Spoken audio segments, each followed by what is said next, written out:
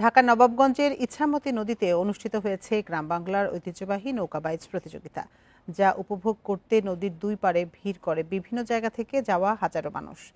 Bundle থাকলে প্রতি সেনমানিতে টাকা বাঁচবে। বিকাশ সেনমানি বান্ডেল কিনে জিতুন প্রতি লেনদেনে।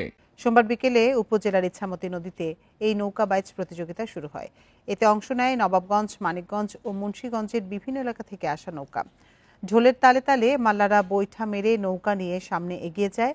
আয়োজন উপভোগ করতে নদীর দুই পাড়ে ভিড় জমান নানা বয়সী হাজারো মানুষ। নৌকাবাইচকে ঘিরে নদীর দুই পাড়ে বসে গ্রাম্য মেলা। উপজেলার শিকারিপাড়া ও বারুয়াখালী ইউনিয়নের 5 গ্রামের মানুষের যৌথ উদ্যোগে এই নৌকাবাইচের আয়োজন করে। জেলা ও উপজেলার উদ্যোগে প্রতিবছর এই প্রতিযোগিতা আয়োজনের দাবি দর্শনার্থীদের।